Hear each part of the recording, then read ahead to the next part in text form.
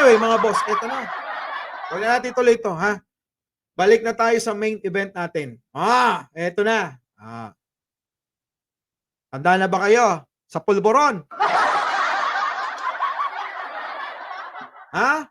Handa na kayo sa pulburon? Eto na mga boss. Tanggalin natin yung ibang mga video dito para ano kayo, matuwa kayo. Naku, Diyos ko po. Ay naku, oo, samot-saring reaksyon 'to, naku! Oo, tanggalin na natin 'to, hmm. Boss, hinga ng malalim, hinga ng malalim. Baka maano kayo, Thank you naman kay Mark Ramos nandito. Eto na mga kababayan.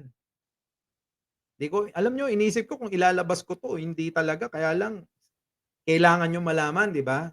Sige, bahala na. Pasok.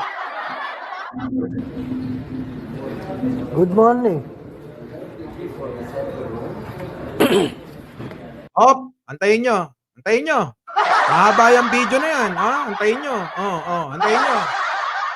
Antayin niyo, Mahaba yang video na 'yan, hintayin niyo yung mga sinasabi nila kung sino yung mga kasama.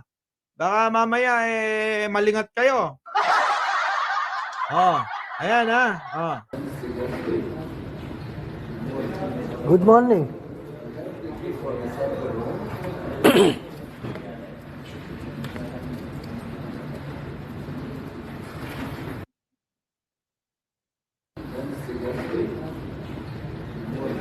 Good morning.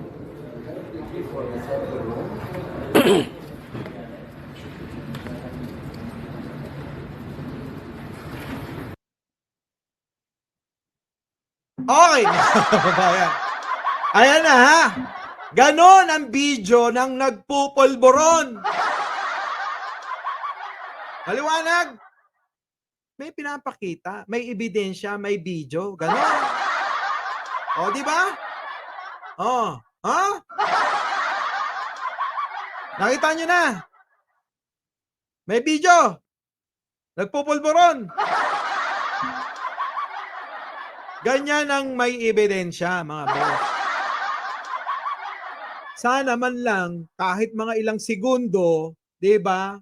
Sana man lang may pinakita silang ganon. Nandun yung mukha ni Presidente Marcos, nandun yung mukha nung kasama na malinaw na malinaw na malinaw daw yung video. Alam niyo masyadong exaggerated yung pagkaka-deliver nila ng paninira nila, 'Di ba? Na ang liwa-liwanag daw yung mukha ni Presidente Marcos dun sa video. Ganyan, no? 'Di ba? Ay kilala niyo 'yan kung sino 'yan. Yan si Mami Pebs.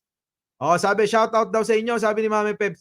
Si Mami Pebs, mga kababayan. Papaliwanag ko lang, Alam niyo kaibigan natin 'yan, si Mami Pebs. Bago ko gawin ito, alam niyo, tinawagan ko muna siya kung puwede kong ilabas. Sabi niya, "Ilabas mo." Alam niyo mga kababayan, in-interview ko siya patungkol diyan. Sabi ko, "Kailan 'yan?" "Alam mo nak," gano'n kasi 'yun, "Alam mo nak, matagal na 'yan. Ako mismo naglabas ng video na 'yan kasi nakikita natin sa mga ibang, mga platform na ginagamit nila 'yon. Hindi naman ako against do'n sa paggamit nila, 'di ba? Liliwanagin ko lang mga boss, patungkol dito sa issue ni Mami Peb sa pulburon, okey? Ngayon mga kababayan, tinanong ko siya, "Kailan ba ito?" "Alam mo nak, nung nasa Japan pa ako niyan. Sa Japan 'yan kasi ganito 'yang trabaho namin do'n, laging puyat, kailangan maging alert." 'Di ba? Gano'n 'yun, Sa mga nagpupuyat lagi diyan kailangan dilat ang mga mata, gising. 'Di ba? Noon pa 'yan, pero nak, ngayon nagbago na ako, matagal na 'yan, At saka 'yan, 'yang ano na 'yan, 'yang video na 'yan, ako naglabas mismo niyan. Nagkalat na 'yang video na 'yan. Parang si Mami Peps, sabi ko, "Bakit mo naman nilabas?" Kasi may kaaway ako no'n. Yung kaaway niya no'n si La Paula na taga New York. Ewan ko kung kilala niyo si La Paula 'no? Wag na nating i-flash sa screen kasi di naman siya ano dito. Away naman nila ni ano yun, eh, ni, Mami Pebs. Okey. So gano'n, di pinakita ko sa kanya, tinatawag niya akong adik. Ano adik ako, ano ngayon, 'di ba? Alam niyo, sobrang bilib ko sa mga taong totoo. Yung totoo na alam niyo yung hindi nagmamalinis. May mga tao diyan kasi na masyadong mapagmalinis pero bulok din pala yung loob, 'di ba? 'Di ba? Eto na. Isa pang ano na baka sabihin niyo baka mamaya kuwento ko lang. Nag-research tayo, ha? Sa pag-amin niya mismo, isang interview inamin niya na talagang nagdodroga siya. At ngayon mga kababayan, nagbago na yung tao. Papasok na naman tayo.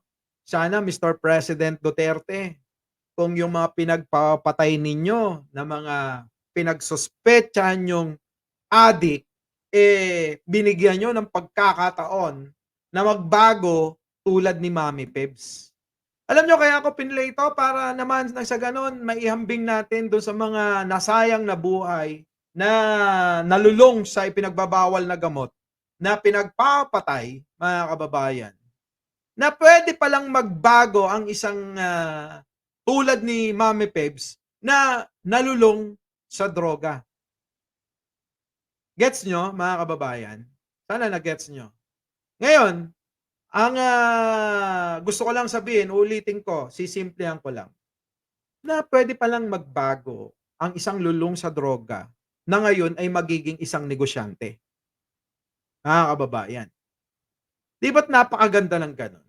At isang tao na walang tinatago, walang, alam niyo, walang arte, walang pagmamalinis, totoo sa sarili niya. Although may sarili siyang opinyon, pansariling pananaw sa mga issue, wala tayong ano do'n, unless 'wag kang magpapakalat ng mga fake news na makakasira sa taong bayan, sa isipan ng taong bayan. Do'n ako bumilib mga boss. Basta ako hindi perpektong tao, Boss Mike. May mga kagaguhan din ako noon pero now, angel na daw siya. Ha? Oh, 'yun, ha? Eto, hindi na kontento na, mamaya babasahin ko 'yan, Biyahe Ronick Puno. Eto na, yung interview mga boss, panoorin niyo. Sa pag-amin mismo, hindi ito tinatago, hindi, lingid sa kaalaman ng, marami na talagang, naging, lulong sa masamang bisyo si Mami Pebs. Okey, pasok. Ang kinalaman sa lahat ng ito. Wala akong kinalaman sa ganyan. Oo, di sana ang yaman-yaman ko na. The second accusation for you is about drugs. Is it true that you're anything to do about it? Hindi ko tinatago, my life is an open book na dati akong nagdodroga. Hindi ko yan tinatago. Gumamit ako ng droga before. Pero graduate na tayo dyan, tapos na eh. Tapos na ako dyan, saka wala akong dapat pagsisihan sa paggamit ko ng droga kasi nagkaroon din naman ng aral sa akin yun eh. Yun naman ngayon yung binibigay ko sa mga kabataan na huwag kayong gumamit dahil walang panalo sa drugs. Dahil dinanas ko yan. Dinanas ko yan. Would you rather be a trans? Yon, mga kababayan, maliwanag, yung pag-amin niya, na dati, mga boss, walang problema doon. Lahat naman tayo ng mga tao ay nagkakamali. Tao lang tayo, nagkakamali tayo. Na minsan, tayong mga tao, naliligaw ng landas. Sino ba hindi naligaw ng landas? At sino ang taong hindi nagkamali sa buhay nila? Tayong lahat dito. Pakitaas ang kamay. Press 1. Sa mga hindi nagkamali. Press 1. Diba? Sa mga nagkamali.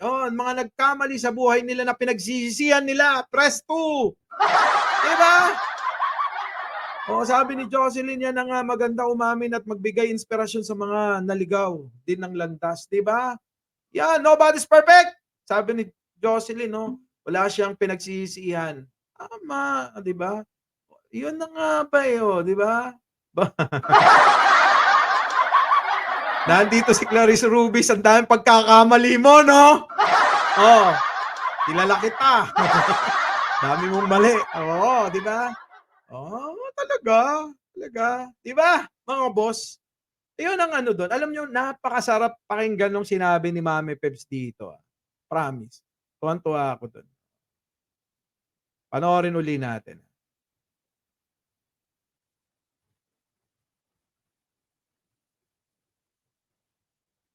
Op, sobra na yata. Mag-ingat kayo. Hindi ko sila na pinagagamot. Mga kapatid na pinag-aaral. Kung patitigilin ko ba sila sa pagiging sex worker at sabihin nila sa akin na titigil ako, sustentuhan mo kami, hindi ko kaya. Sinusuportahan ko na lang na wag gumawa ng Just clearing out na wala kang kinalaman Canadian Pinoy Radio. Aba, okay ah. Long time no si boss. Nagbablog ka pa ba? DJ Yui, nagbablog ka pa? Peace tayo ha. Alam nyo. Nandiyan na si Don Roberto. Yeah, si Roberto Official. Yun, no. Alam ko rin. No. Dapat gano'n, di ba? Ako dati, akong addict sa chicks. Ako walang, vape lang. Eto everyday live. Punta nyo nga si Canadian Pinoy Radio. Magaling yung commentator yan. Eto na, sige, panoorin ulit natin to mga boss ha. sa lahat ng ito. wala akong kinalaman sa ganyan. Oo, di sana ang yaman-yaman ko na. The second accusation for you is about drugs. Is it true that you're anything to do about it? Hindi ko tinatago, my life is an open book na dati akong nagdodroga. Hindi ko yan tinatago. Gumamit ako ng droga before. Pero graduate na tayo dyan, tapos na eh. Tapos na ako dyan, saka wala akong dapat pagsisihan sa paggamit ko ng droga kasi nagkaroon din naman ng aral sa akin yun eh. Yun naman ngayon yung binibigay ko sa mga kabataan na huwag kayong gumamit dahil walang panalo sa drugs. Dahil dinanas ko yan. Dinanas ko yan. Would you rather be a trans activist nor a trans advocate? Hindi ba pwedeng both? Hindi ba pwedeng both? Kasi Anyway, mga boss, wag na natin ulitin. Okay, mga kababayan, so kung ano yung mapanood ninyong mga video na kumakalat dyan, luma na yan. At hindi yan na aksidenteng nakuha lang, hindi yan na aksidenteng dahil parang sex video na dahil yung cellphone nawala, nakuha, kaya nakita yan, hindi po.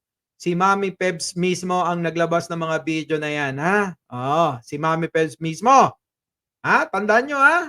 Kaya aminado naman siya na talagang nalulung siya. At nagbago siya at ngayon ay isa na siyang negosyante. Diba? Ibig sabihin mga kababayan, parang si Pacquiao lang yan, di ba? Na dating nalulung din sa droga, ngayon kita nyo naman. So ibig sabihin, para sa akin, yung programa ni dating Pangulong Duterte medyo hindi tayo sang-ayon doon. Di ba? 2016, Boss Red. 2016. Na ngayon, kung sana yung libo-libong taong mga namatay sa droga, 10 mga minor de edad, baka sana, no? Nabigyan pa ng pagkakataon na magbago, baka makatulong pa. Baka dumating pa yung panahon na makatulong pa sa bansa natin. Diba? Muli, maraming salamat po sa inyong pagsama. Magandang umaga, magandang hapon, at magandang gabi sa amandako ng mundo. Naroon kayo. Siyempre, magandang buhay na rin. Our beloved Boss Mike, Boss Mike, Seville.